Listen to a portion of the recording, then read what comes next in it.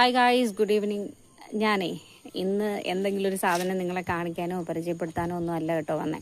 കുറച്ച് ദിവസം മുന്നേ ഞാനൊരു നമ്മുടെ KSRTC ബസ്സിൻ്റെ ബാക്ക് വശത്തിൻ്റെ ഒരു പിക്ചറിനെ സംബന്ധിച്ചിട്ട് ഒരു വീഡിയോ ഇട്ടിട്ടുണ്ടായിരുന്നേ.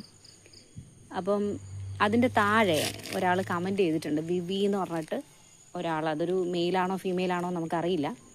അപ്പോൾ അതിൻ്റെ താഴെ ഒരു കമൻറ്റ് ചെയ്തിട്ടുണ്ടായിരുന്നു. പുള്ളി പറഞ്ഞ ഇങ്ങനെയാണ്: ഞാൻ പേടിച്ചു പോയി, ഇനി ബസ്സിൽ ആരെങ്കിലും തട്ടിയോ മുട്ടിയോ പീഡനം സംഭവിച്ചോ അങ്ങനെ എന്തെങ്കിലും ആണെന്ന് ഓർത്ത് ഞെട്ടിപ്പോയി എന്ന് പറഞ്ഞിട്ടാണ് ആ കമൻറ്റ് ഇട്ടിട്ടുണ്ടായിരുന്നത്. അപ്പം ഞാൻ ഈ കമൻറ്റ് കണ്ടു. എനിക്ക് സത്യം പറഞ്ഞാൽ അത് കണ്ടപ്പോൾ ചിരിയാണ് തോന്നിയത്. വളരെ കോമഡി ആയിട്ട് എനിക്ക് തോന്നി.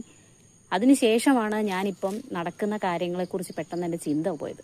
വേറൊന്നുമല്ല, നമ്മുടെ ദീപക്കിൻ്റെ കാര്യവും അല്ലെങ്കിൽ മറ്റേ ഓപ്പോസിറ്റ് നിൽക്കുന്ന ലേഡി, അവരുടെ കാര്യമൊക്കെ ഞാനിങ്ങനെ പെട്ടെന്ന് എൻ്റെ ചിന്തയിലോട്ട് വന്നു. അപ്പോൾ ഞാൻ ഈ വിഷയം ഇങ്ങനെ കാണുകയും അതിനെ പറ്റിയിട്ടുള്ള ഡിബേറ്റുകൾ കാണുകയും കേൾക്കുകയും ഒക്കെ ചെയ്യുമ്പം എന്തെങ്കിലും ഇതിനെപ്പറ്റി എൻ്റെ ഒരു എന്താ പറയുക, എൻ്റെ ഒപ്പീനിയൻ എന്താണ് അല്ലെങ്കിൽ എൻ്റെ ഭാഗത്തെ അഭിപ്രായം എന്താണ് എന്ന് പറയണമെന്ന് എനിക്ക് പലപ്പോഴും തോന്നിയിട്ടുണ്ട്. പക്ഷേ ഇത്രയും വലുതായിട്ടുള്ളൊരു വിഷയമായതുകൊണ്ട്, സാമൂഹിക പ്രസക്തിയുള്ളൊരു വിഷയമായതുകൊണ്ട് കഴിവതും ഇതുപോലെ ചെറിയൊരു യൂട്യൂബ് ചാനലും ചെറിയ ഒരു നമ്മുടെ ഇഷ്ടങ്ങൾക്ക് വേണ്ടി മാത്രമായിട്ടൊരു ചാനൽ തുടങ്ങി വെറുതെ അതിനകത്ത് ഇട്ട് പോകുന്ന ഒരാളാണ് ഞാൻ.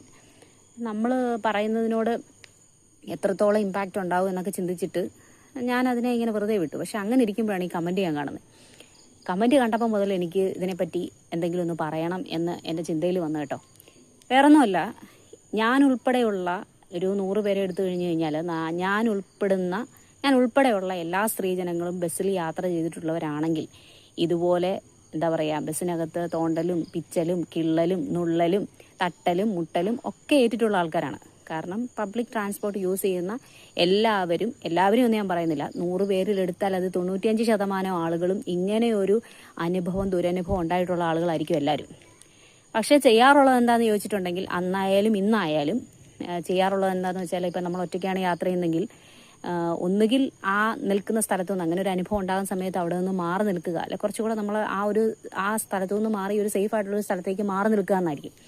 അപ്പോൾ ഇത് കേൾക്കുന്ന ആളുകൾ ചിന്തിക്കും, ബസ്സിനകത്ത് ഇത്രയും തിരക്കുള്ള ഒരു ബസ്സിനകത്താണ് എന്നുണ്ടെങ്കിൽ നിങ്ങൾ എങ്ങനെ മാറി നിൽക്കും, നിങ്ങൾ എന്ത് ചെയ്യും, പിന്നെ ഇത്രയും തിരക്കുള്ള ബസ്സിൽ എങ്ങോട്ട് മാറി നിൽക്കുന്ന കാര്യമാണ് നിങ്ങൾ പറയുന്ന ഒരു പക്ഷേ എന്നോട് ചോദിച്ചേക്കാം. അപ്പോൾ എനിക്ക് പറയാനുള്ള മറുപടി ഇത്രയേ ഉള്ളൂ: അങ്ങനെ ഒരു സിറ്റുവേഷൻ ഉണ്ടായി കഴിഞ്ഞു കഴിഞ്ഞാൽ സ്പോട്ടിൽ പ്രതികരിക്കുക എന്നുള്ളതാണ്. ഫോൺ എടുത്ത് പിടിച്ചുകൊണ്ടിരിക്കുക എന്നതിനേക്കാൾ ഉപരിയായിട്ട് സ്പോട്ടിൽ പ്രതികരിക്കുക.